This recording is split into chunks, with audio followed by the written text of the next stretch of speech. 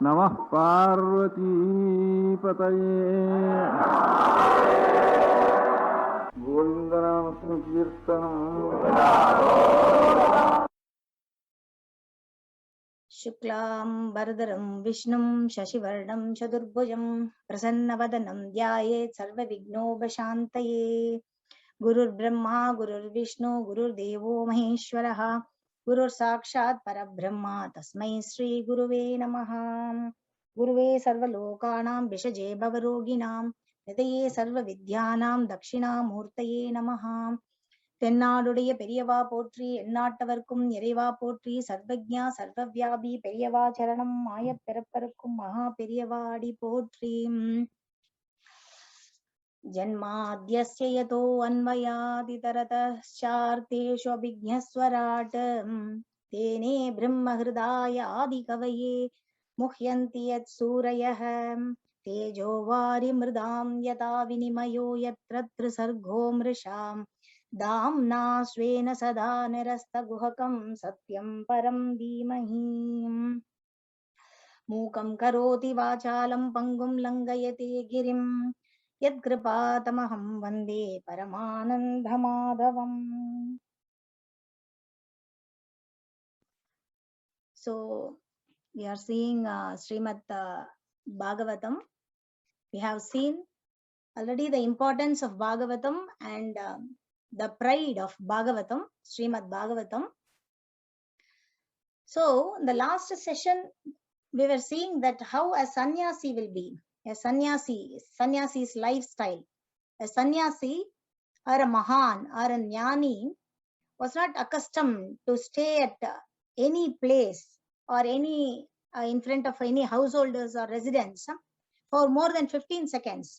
We have seen all those things. We have seen the importance and about the sannyasi. I'm not telling about a sannyasi or a mahan. They can't stand there for even more than 15 seconds. That is the time of milking the cow. They say the time of milking the cow. So,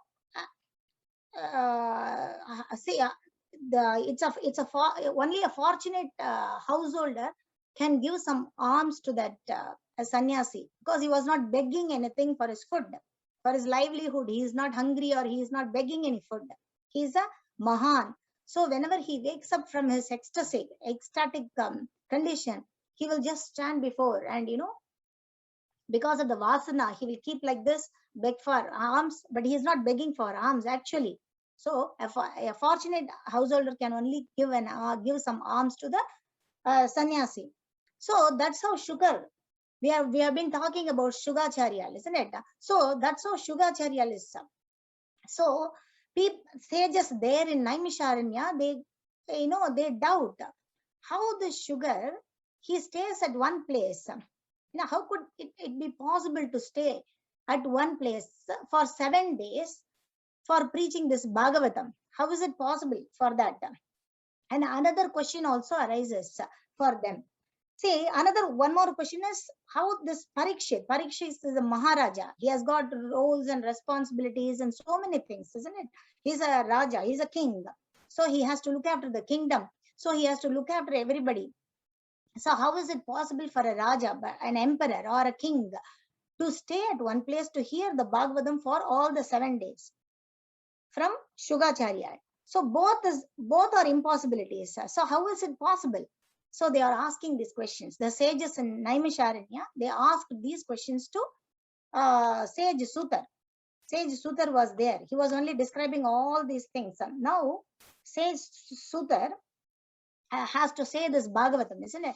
So he says, he prostrated before Vyasacharya, because Vyasacharya is the person who is the sage, is the Mahan who compiled Bhagavatam, Srimad Bhagavatam. See, one thing is that Vyasacharya, appeared in this world with the sole mission of educating the masses, educating the masses in transcendental knowledge. Seeing all the Veda mantras, seeing that the Veda mantras had become unclear, and confusing, he divided the Veda mantras or the Vedas into 4 separate works. like Rig-Vedam, Yajur-Vedam, Sama-Vedam, Atharva-Vedam. Like that, he divided into separate works. And Vyasacharya is the guru who compiled, who compiled Mahabharata. The whole Mahabharatam, he compiled Mahabharatam, which is, considered as a fifth Veda. The whole Mahabharatam is an epic. You would have heard about Mahabharatam. So it's an epic, and he compiled the Mahabharatam. So Vyasacharya or Vyasar also harmonized the diversity by shrinking the thousands and millions of Veda verses or the Veda mantras, into a single book of concise codes known as Vedanta Sutram, Upanishads. Like, despite, he has done all these works, like, so he has divided the Vedas into 4, he has compiled Mahabharata, and he has done Vedanta Sutram, everything he did. But despite these mammoth endeavors, Vyasar remained dissatisfied. He's not satisfied. Something was bothering him. He was so sad, and he was concerned that the essence had not yet come to the forefront. So he was sad. See, when these sages, even us, we were in, even us who were in spiritual thing, when we have some doubt, something will happen, or some guru will give us, will clarify our doubts. Like, somebody will come to clear our doubts. Something will happen to clear our doubt. Similarly, but this is Vyasa himself. Vyasa is a very great sage, So Vyasa is now dissatisfied with that. Vyasa is now dissatisfied with his work and everything. He was, something was bothering him. At that time, Narada Bhagavan came. Narada Munivar, sage Narada Bhagavan, he came there. He entered. When he saw entering, this is when Narada Bhagavan was entering, and Vyasacharya, when he saw Narada Bhagavan, he became very happy. He did all the Pada Puja and everything, and he prostrated before Narada Bhagavan. Narada understood his disenchantment and asked for the reason.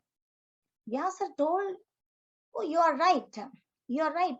I don't know what's happening with me. I don't know the reason why I am dissatisfied. I don't know. I don't know to say the answer for that."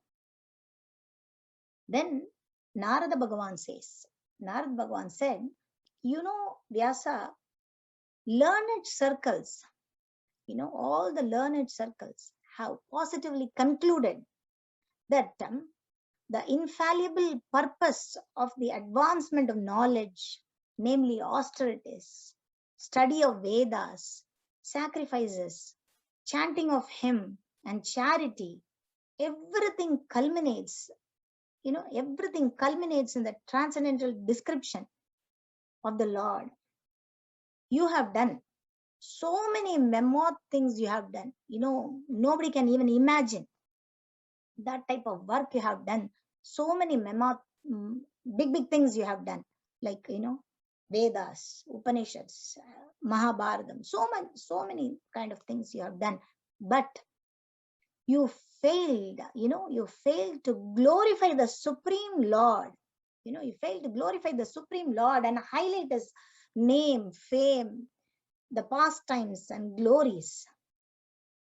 So he was telling, Narada was trying to say that even when the transcendental literature, which describes the glories, the name, fame, everything, forms and pastimes of the unlimited Supreme Lord, even though that transcendental literature was done imperfectly, even though if it is composed imperfectly, even though if it is imperfectly composed or heard, sung, and accepted by Mahans or purified souls, you have to include that Bhagavan's name in every slogam. See, Jnanam is what? Jnanam means the knowledge of self-realization. itself, jnanam itself does not look well if devoid of a conception of bhakti, isn't it? So then, if jnanam itself is like that, then what we can say about the fruitive actions or karma, isn't it? Jnanam without bhakti is useless. So this karma in which almost all the people in general are engaged, isn't it? We do something, some work, some sort of work every time. So almost all people are doing this karma. So almost all people in general are engaged. Is always painful, either in the beginning or at the end. If it is not done, what should I say? If it is not done subservient to the devotional service of the Lord. So a person can be, a person, not a person. See, I could say with an example, like, a poison can be changed into a medicine if the dosham is removed from that, isn't it? So similarly, without bhakti and without the realization of God, both the karma and jnanam becomes useless. So what is the use of Vedas or Puranas?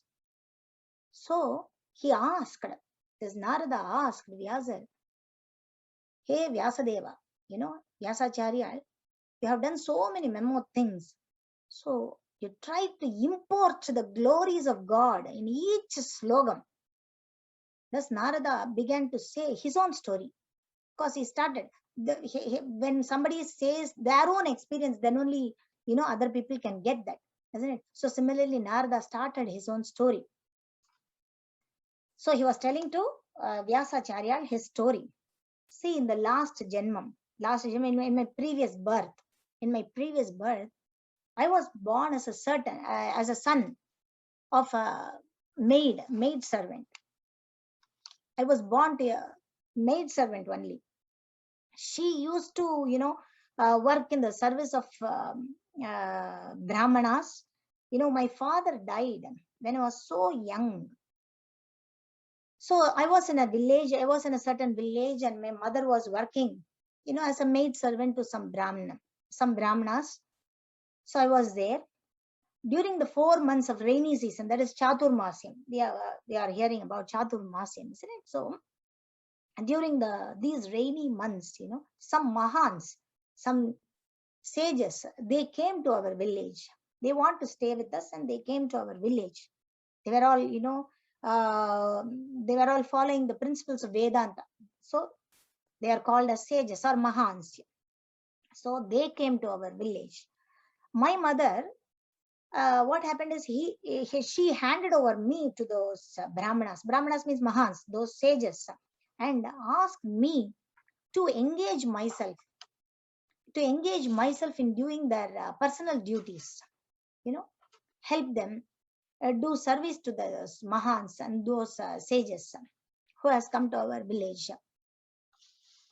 So at that time when the mahans came to our village, I was too young.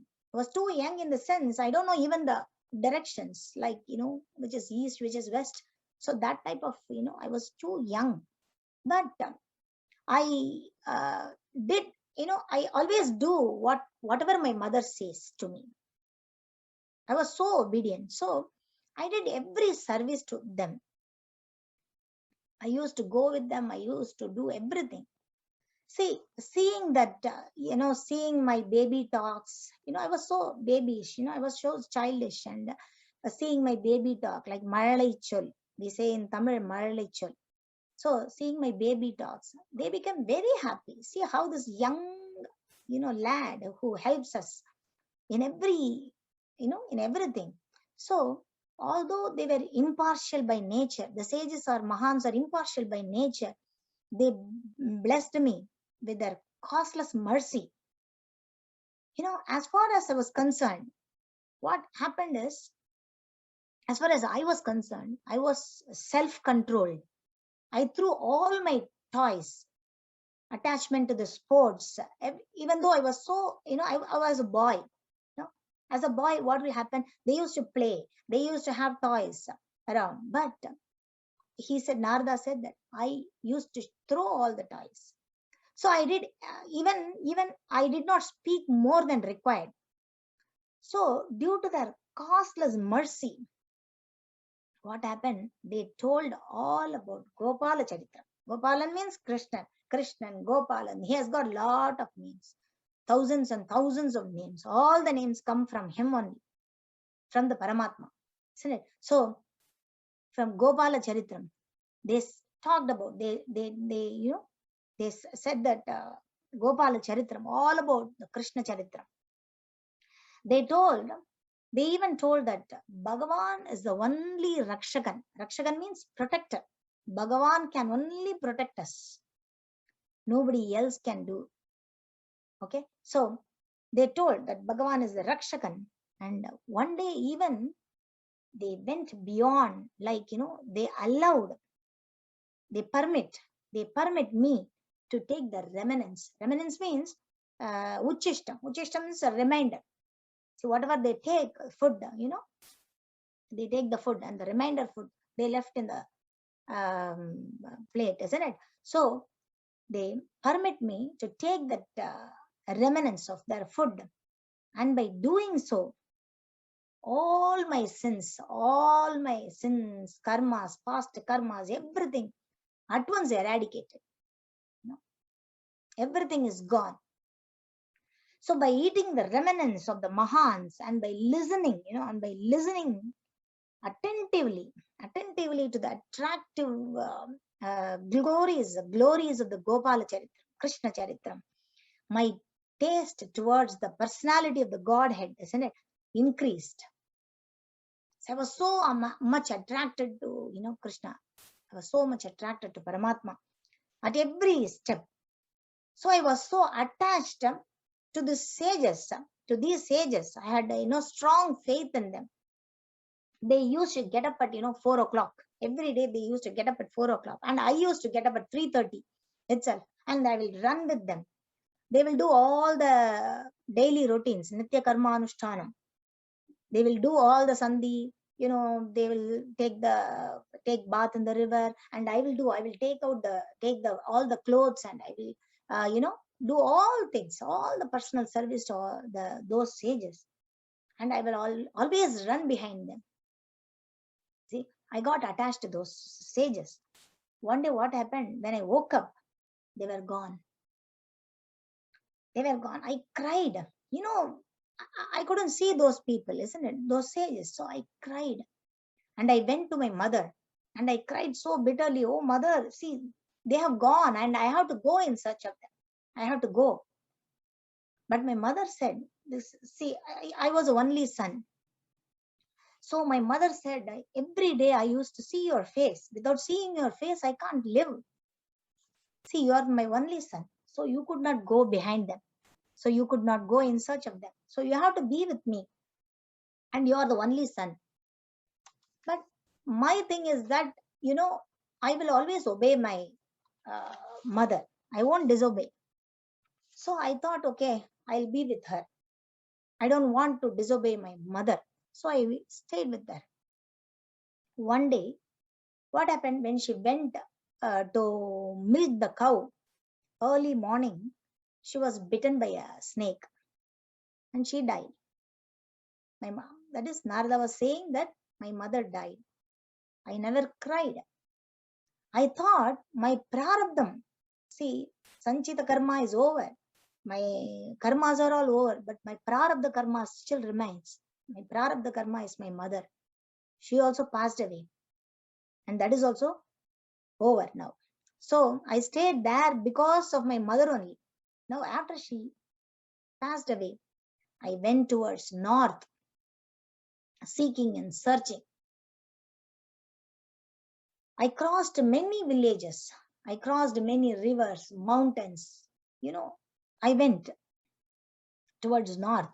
One day when I was, when I took bath in the river and stood up, I could slowly see, I could see the Murti or the Swarupam of Paramatma.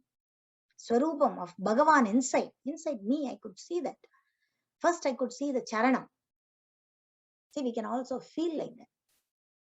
First, I could see the Charanam. Charanam means feet of Paramatma.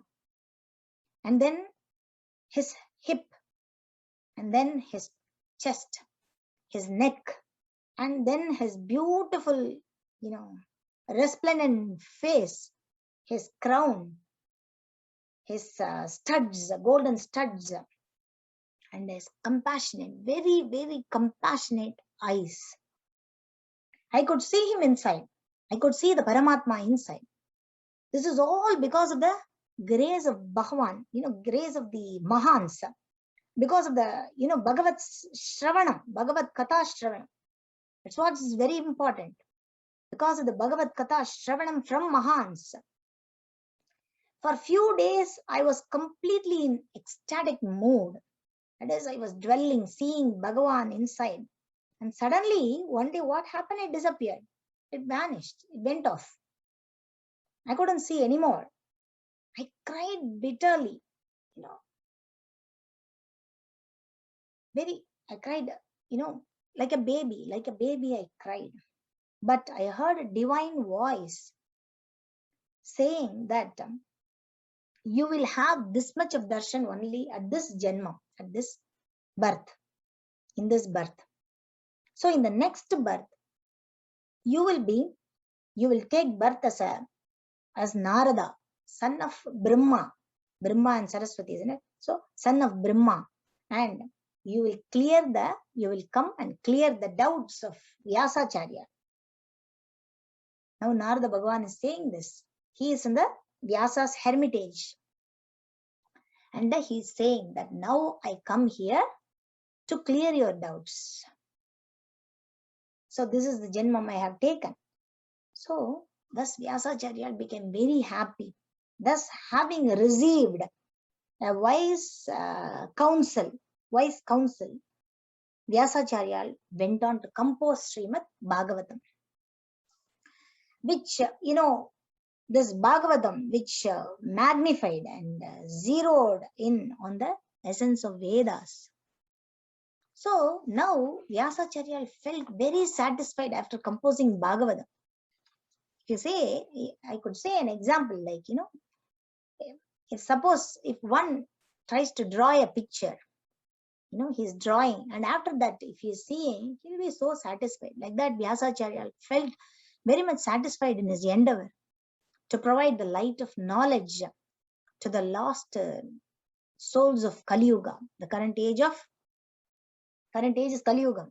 It's an age of cosmic age of degradation. So simply by hearing Bhagavatam, bhakti sprouts up. Shruyamanayaha. Bhakti sprouts, by hearing Bhagavatam. Here it says, bhakti sprouts up, not after hearing, but while hearing itself. The feeling for loving devotion to the Lord starts. See, what will happen if one hears Bhagavatam? It wipes off both the shogam and moham. Shoka, moha, maya, baya, baha. Means there are two words. One is shokam and another is dukkam in Tamil. Dukkam. See, when others know, when other people knows that you are in dukkam means what? Grief, sorrow, isn't it? When other people knows that you are in grief or sorrow, then that is called dukkam. Sometimes we don't want anybody to know our grief or tragedy or sorrow. We always, silently, we shed tears at night, and we don't want anybody to know about that. That is called shokam. Only God knows. By hearing Bhagavatam, what will happen is we'll get rid of all the shokam and moham. We see, and another thing is that we will never feel old. We will never become old. Dehinosmin yata dehe kaumaram yavvanam jara tata dehantara prapti dhirastatra namuhyati. This is a slogan from Bhagavad Gita, where Krishna Paramatma says that when I was, before so many years, I was too young. I was different. When I see my photographs, I could see that I was a baby and I was a small girl and a little girl, school going. Now I am like this. Deham means the body can change, but inside Paramatma is there. I always feel young. So hearing Bhagavatam, one never becomes old.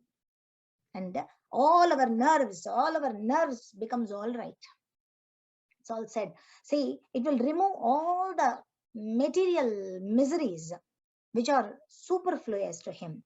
See, we don't want worries. We don't want grief, dukkam, bad things, and so on. Isn't it?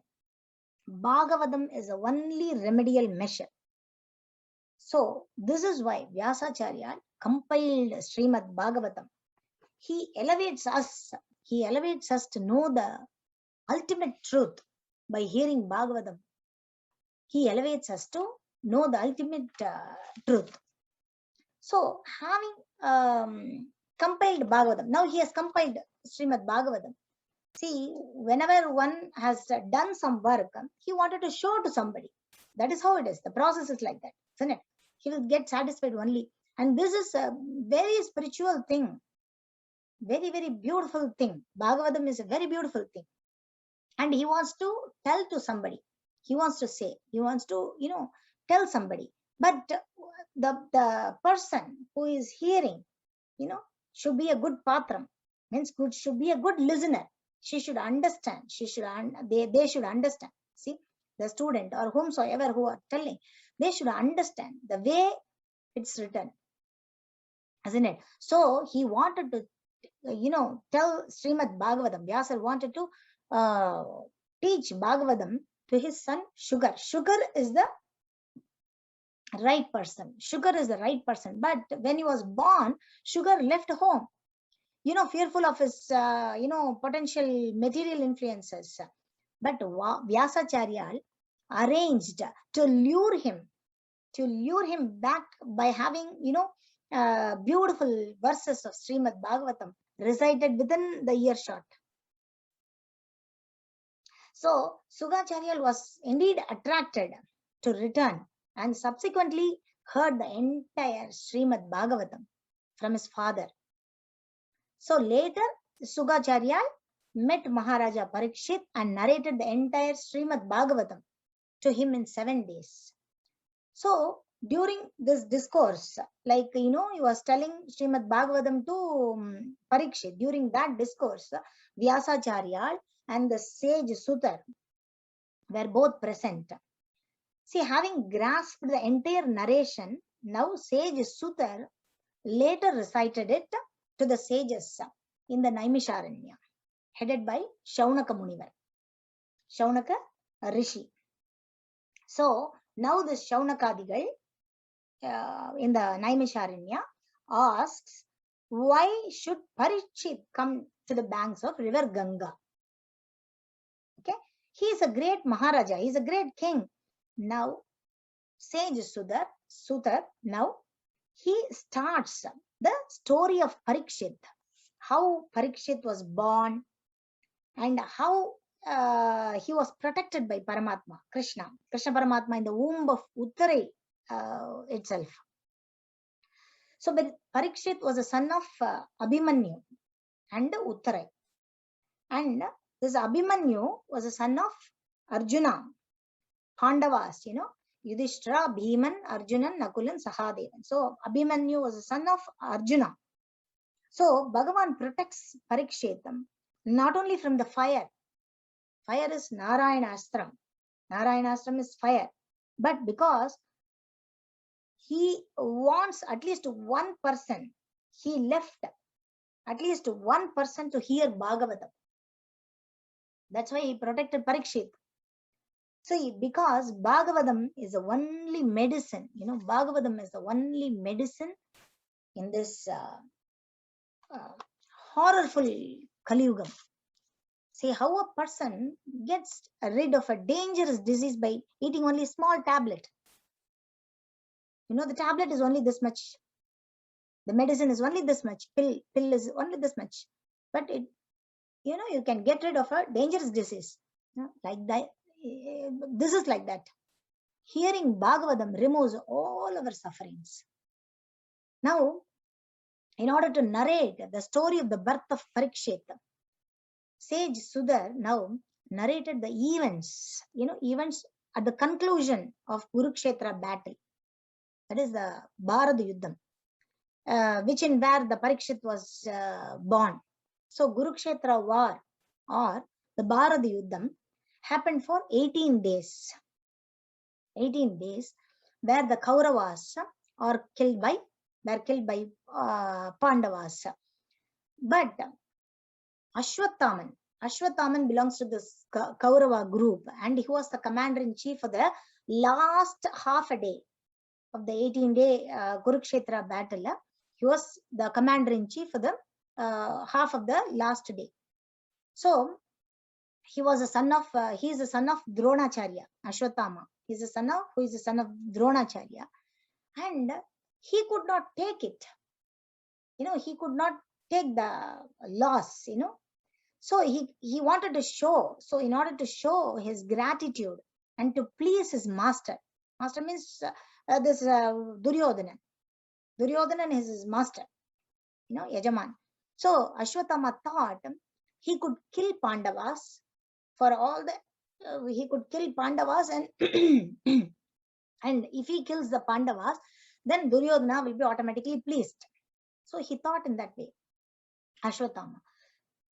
For all the 18 days, for all the 18 days of Bharata Yuddham, Lord Parameshwara, Kailasapati, he protected Pandavas' camps. He was the god.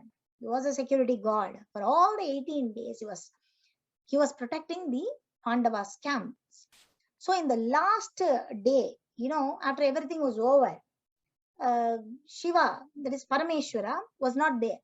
But what happened was, Lord Krishna Paramatma, see, he took all the Pandavas to a different tent. He removed them to a different tent.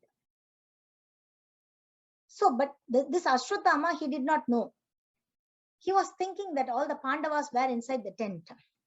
So he did not know that, and he entered inside in the tent, inside the tent at night, that night, and killed all the Upa Pandavas. Upa Pandavas were the children of Pandavas. So he killed all the Upa Pandavas, who are the children of Pandavas, thinking they are the Pandavas. So, knowing the news in the morning, all the Upa Pandavas are dead, So knowing the news in the morning, Draupadi is the wife of Pandavas, isn't it? So Draupadi, already she was in a very, she lost everything, and she was all, she had suffered a lot. Draupadi suffered a lot. This Draupadi was completely shattered because this Upa Pandavas are her children, isn't it? Seeing, already Draupadi was, under a very sorrowful condition. And now the Upa Pandavas were also killed. So, seeing her state, Arjuna got scared, and he became very angry. Arjuna just promised her that he will bring the head of the person who did this heinous thing. Before evening, I will bring the head of this person who did this heinous things, that is, killed the Upa Pandavas. I will bring. So he promised Draupadi like that, and he went in search, search of the person, because he could not see the state of Draupadi at that time. So in the Kurukshetra war, Duryodhana, the son of Dhritarashtra, fell down lamenting, his spine broken, being beaten by the club means the gadai of Bhimasena. So Ashwathama, son of Dronacharya, beheaded the 5 sleeping sons of Draupadi and delivered them as a prize to his master Duryodhana, foolishly thinking that he would be pleased. But what happened? Even Duryodhana disapproved of this heinous act. He was displeased, and he was not pleased in the least. Okay, So here, what happened? Draupadi began to cry in distress with eyes full of tears after hearing this, seeing this massacre. So to pacify her, Arjuna spoke like this, Arjuna told that he will bring the heads of the person before evening. And what happened is, Lord Krishna, the interesting thing is that the Lord Krishna was waiting as a charity or as a driver for Arjuna. See, this is how Bhagavan is. Bhagavan is so, Bhagavan shows costless mercy to us. Even though we are so bad, even though we are so, reckless, Bhagavan is there to protect us. If we show bhakti, if you are showing the true bhakti, then Bhagavan will be like a servant. He will work as a servant to us. Today Arjuna was angry, was all angry, and set out to follow Ashwatthama, the son of his own martial teacher. Dronacharya, his own teacher. Dronacharya is Arjuna's teacher. So he was the Ashwatthama, when Ashwatthama was being chased by Arjuna due to his heinous act of killing the sleeping sons of Draupadi, he became very panic. He was very panic stricken. So in order to save his life, Ashwatthama, he used his ultimate weapon. He used his ultimate weapon. The weapon is Brahmastram. Brahmastram is the ultimate weapon. So he used that. So with the glaring light, with the glowing light, that Brahmastram came so fiercely. Now Arjuna started praying to Lord Krishna.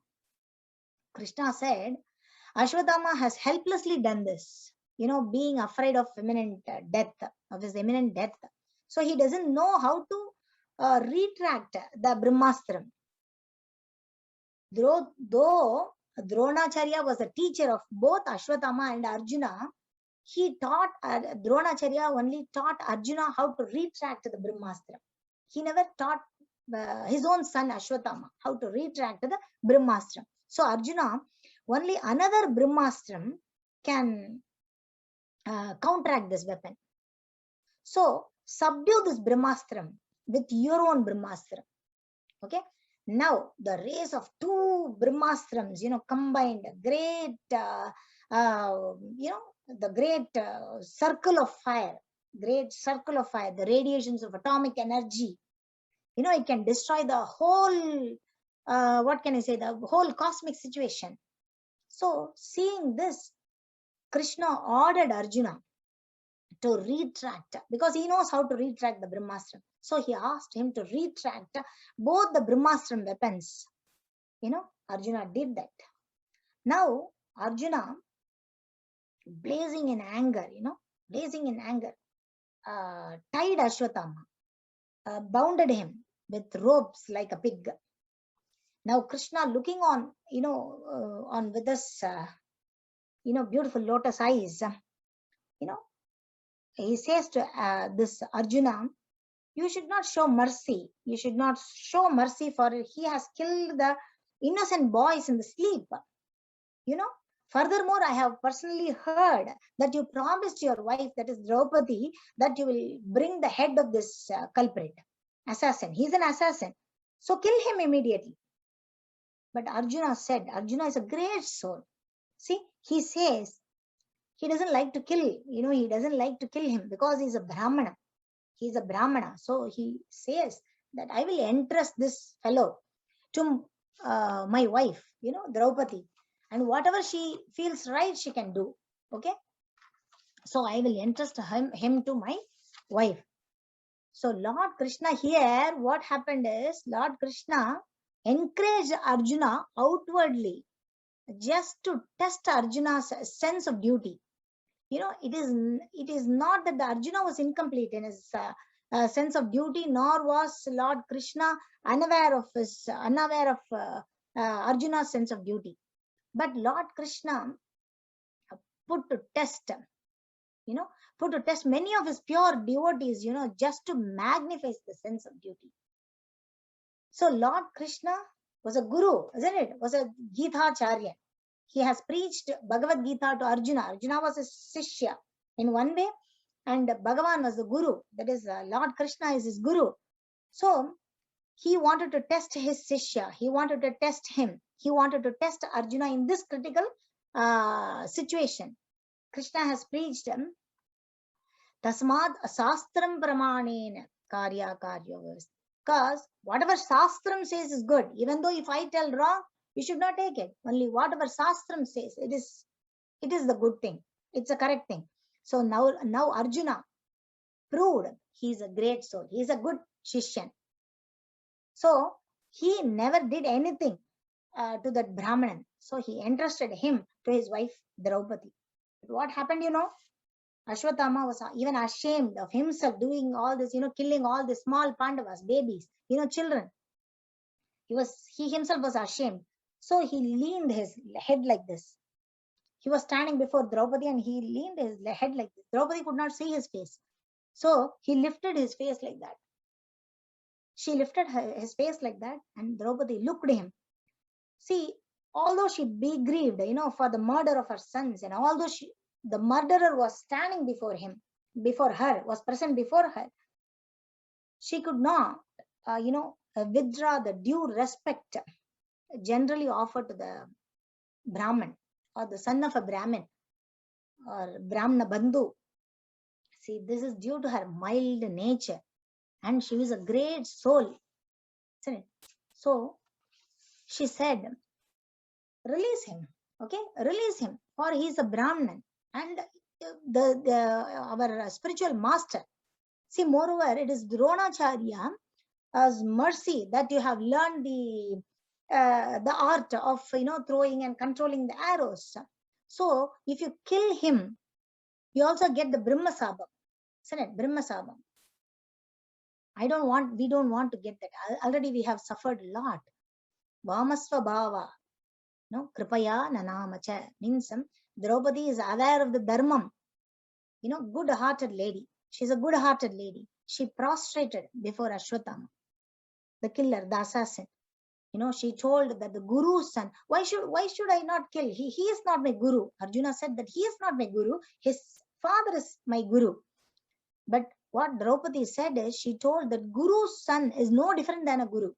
So please release him. Let him go. So because of that, because of our karma, because of the fate, we are all suffering. So we don't have to add more sufferings by killing a Brahman. So let him go. She also, tells one more reason for that. She says, Ashwatthama's mother, that is Dronacharya's wife, Gautami or Kripi, should not undergo the same kind of suffering as she is suffering. She is suffering. Do not make the wife of Dronacharya cry like me. I am grieved for the death of my sons. She need not, she need not cry constantly like me. But seeing this, Yudhishthira was standing, Sahadevan, Nokulan, everybody was standing there. Yudhishthira and Sahadeva fully supported this. Wow. What a great soul, Draupadi. What a great soul. Fully supported the statements of this queen. Now Draupadi is the queen, isn't it? So, which are in accordance with the principles of religion and were justified, glorious, full of mercy and equity. But, Bhimasenan, he disapproves, he disagreed with them, and recommended killing of this culprit. He should not be, no. You have to kill him. He is the assassin. He is the real assassin of Upa Pandavas, and you should kill. There is no means to show mercy on him. And there is no need to show mercy. He was in a very angry mood. Lord Krishna smilingly said, a Brahmana or a Brahma Bandhu is not to be killed, but he is an aggressor. He must be killed. You have to fulfill your promise to your wife. So, understanding the orders of Paramatma, he severed both the hair and jewel there. See, Ashwatthama always have a jewel or a bead or money. He has one in his head. He was born with that. So he severed the hair and the jewel in the head, and Ashwatthama became so ashamed, having lost his jewel, because it's a strength from his head. He always had the jewel and or the bead in his head. So it is said that it's a great strength for him. So, but now he lost all the strength. He was unbound and driven out of the camp. So there is no there is no injunction of killing the body, isn't it? So he was driven out. See, after all these, Pandavas were incarnated in the throne of Hastinapuram. Paramatma Krishna himself, did Pattabhishekam for Yudhishthira using that kaunch, Panchashanyam kaunch. But on the day of the Pattabhishekam, what happened? The same Ashwatthama became very mean, very jealous, and angry and shameful. So in order to take revenge, he put Apandava Astram. But due to the Paramatma's presence there, it got diverted and entered into the Uttara's womb. Uttarai is Abhimanyu's wife, isn't it? So Abhimanyu was trickily killed, in the Kurukshetra battle. So Uttarai is carrying his son in her womb. She is fully pregnant. So she is fully pregnant. Uttara shouted, Pahi Pahi Mahayogin Deva Deva Jagatpate Nanyam Tvad Pashaye Pashye Yatra Mrityuhu Parasparam. See, Uttara shouted, Lord of Lords, Lord of the universe, you are the great mystic. Mahayogin, mystic, you are the great mystic. So please protect me. A fire is coming. She said, some fire is coming. This Narayana Astram, the Pandava Astram is like that, here, she says that a fire, Narayana Astram is coming to me and it is killing me. It is trying to kill me. And she also says that I don't want to get killed. Even though if I am getting killed, I don't want my womb, I am pregnant. I'm carrying a small child here, isn't it? So I don't want this to be killed, this embryo. For this, there is no one else who can save me from the clutches of this death in this world. So, oh Lord, please, you're all powerful. A fairy iron arrow is coming towards me very fast. My Lord, let me burn, let it burn me personally. Okay, let it burn me personally if you desire. But please do not let it burn and abort my embryo. Please do me this favor, my Lord. Kamam dahatumam matama. See, if one surrenders to the Lord completely to Paramatma, Paramatma will not wait. He saved both the mother and the baby. He saved both of them. Thus, Parikshit was saved. Parikshit was in the womb of Uttara. So after this, Pandavas, after all these things happened, after these, Pandavas' mother, Kunti Devi, wished to see her sons after a long period of time. For the past 13 years, she was in Vidura's house. So Kunti was not with Pandavas for so long period of time. Now she was, longing to see them in the throne, in the throne as a king. So she was very much happy. She hugged everyone, including Draupadi. She said that because of this Paramatma alone, because of this Paramatma, Lord Krishna alone, now it has become possible for me to see my children like this. That she told, and she prostrated them. It's all because of this Gopalan only. So she saluted and prostrated, the Paramatma Gopalan with the 24 slokams. It's called Kunti Stavam. And we will continue this Kunti Stavam next session. Okay. So there will be a continuity.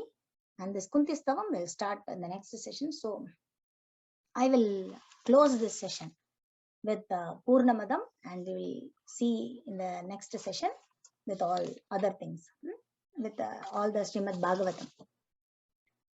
Om Purnamada Purnamidam Purnat Purnamudachyate Purnasya Purnamadaya Purnameva Vasishyate. Om Shanti Shanti Shanti. Bye.